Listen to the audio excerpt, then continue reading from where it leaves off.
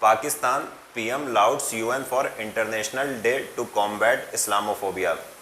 हाल ही में United nation ने 15 मार्च को एक दिन मनाने के लिए चुन लिया है, नोटिफाई कर दिया है। उस दिन का नाम होगा combat international day to combat Islamophobia, यानी इस्लामोफोबिया के खिलाफ एक दिन, ताकि उस दिन जागरूकता फैलाई जा सके 15 मार्च को, और इस्लामोफोबिया जो लोगों के मन में इस्लाम के प्रति डर है उसको कम किया जा सके। ये न्यूज़ है, इस न्यूज़ को हम विस्तार से समझेंगे। साथ ही साथ हम भारत का स्टैंड भी देखेंगे कि भारत ने आखिर इस डे का विरोध क्यों किया है। तो चलिए समझते हैं। अगर हम सबसे पहले कॉन्टेक्स्ट की बात कर लें तो United Nation General assembly, UN के जो प्रमुख ऑर्गन है उसमें से जो उसकी एक सभा है जिसे हम बोलते हैं United Nation General Assembly, approved a resolution for setting March 15 as the international day to combat Islamophobia. कह रहा है कि यूनाइटेड नेशन जनरल असेंबली ने एक रिजोल्यूशन को अप्रूव कर दिया या अनुमति दे दी। किस लिए? ताकि 15 मार्च को क्या मनाया जाए? International day to combat Islamophobia. अब चलिए हम समझते हैं कि ये रेजोल्यूशन किसने पेश किया था और इस रेजोल्यूशन के इंपॉर्टेंट पॉइंट्स क्या हैं। तो चलिए समझने का प्रयास करते हैं। कह रहा है इंट्रोड्यूस्ड बाय पाकिस्तान। ये जो रेजोल्यूशन पेश किया गया था ये पाकिस्तान के द्वारा इंट्रोड्यूस किया गया था, पहली चीज़ है।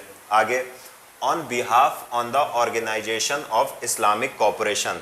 हम सबको पता है कि इस्लामिक नेशन का एक ऑर्गेनाइजेशन है, उसको हम बोलते हैं OIC या organisation of Islamic cooperation.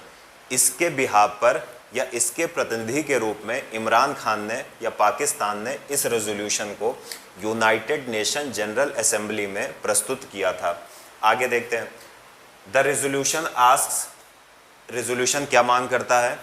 All countries, UN bodies, countries लिखा है वो कंट्रीज होगा, UN bodies, international and regional organisations, civil society, private sector, extra. देखिए, पाकिस्तान के द्वारा जो रेजोल्यूशन पेश किया गया है वो सारी यूएन बॉडीज से, इंटरनेशनल एंड रीजनल ऑर्गेनाइजेशन से, सिविल सोसाइटी से, प्राइवेट सेक्टर से, सबसे इस बात की डिमांड करता है क्या? To organize and support various high visibility events aimed at increasing awareness of all levels about curbing Islamophobia. Pakistan के द्वारा OIC के बिहाफ पर एक रेजोल्यूशन पेश किया गया।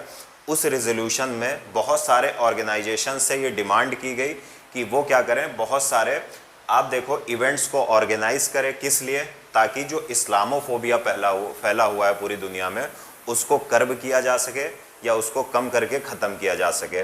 तो बस यही था जो अभी 15 मार्च को घोषित किया गया है कि क्या मनाया जाएगा? International day to combat Islamophobia.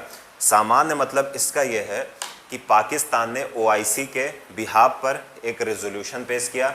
इस रेजोल्यूशन में प्रोविज़न किया गया कि यूएन के जितने भी ऑर्गेनाइजेशन हैं, साथ ही साथ और जो ऑर्गेनाइजेशन है, फिर वो चाहे कोई प्राइवेट जो भी लोग हों, कुछ भी हों, वो सब क्या करेंगे? वो सब बहुत सारे इवेंट्स को ऑर्गेनाइज करें। उन इवेंट्स का उद्देश्य क्या होगा? पूरी दुनिया में फैला हुआ जो इस्लामोफोबिया है उसको कम करना। इस्लामोफोबिया का मतलब, फोबिया मतलब डर, और इस्लाम रिलीजन है। तो आप हम सबको पता है कि इस्लामिक जो फोबिया है, इस्लाम से लोग डरते हैं, चाहे वो आप इंडियन सब कॉन्टिनेंट की बात करो या वेस्टर्न कंट्रीज़ की बात करो। तो इस रेजोल्यूशन का मुख्य उद्देश्य यही है कि पूरी दुनिया में जो फैला हुआ इस्लामोफोबिया है, जिसके आधार पर कभी कभी इस्लामिक धर्म को मानने वाले लोगों के खिलाफ हिंसा भी देखने को मिलती है, उसको ख़त्म करना। आगे देखते हैं। इंडिया ने इस रेजोल्यूशन का विरोध किया है। क्यों विरोध किया है? चलिए देखते हैं। Concern over phobia against one religion. India ने अपना जो कंसर्न व्यक्त किया है वो इसलिए व्यक्त किया है कि आप एक रिलीजन के फोबिया की केवल बात करो, जबकि दुनिया में कई ऐसे धर्म हैं जो फोबिया का शिकार हैं। तो भारत का पक्ष बहुत मजबूत है। एक भारत और एक फ्रांस ने इसका विरोध किया है। तो भारत की अगर हम बात करें, इंडियाज स्टैंड की बात करें, तो इंडिया ने कहा है concern over phobia against one religion.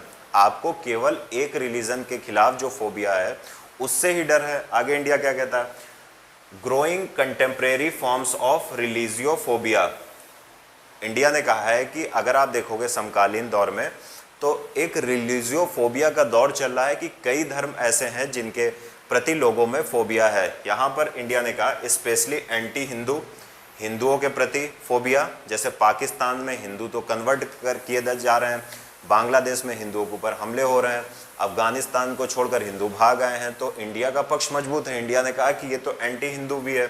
फिर एंटी बुद्धिस्ट, आप देखोगे कि म्यांमार में जो बुद्ध धर्म के मानने वाले लोग थे उनको, म्यांमार में सॉरी वो तो रोहिंग्या हो गया, लेकिन आप कई जगह पर देखोगे, जैसे आप अक्सर न्यूज़ में सुनते हो कि पाकिस्तान अफगानिस्तान में बामियान में बुद्ध की एक मूर्ति को तोड़ डाला गया, तो आप देखोगे कि इनके खिलाफ भी फोबिया है। साथ ही साथ आगे हम देखें तो एंटी सिख फोबिया भी है। कैसे?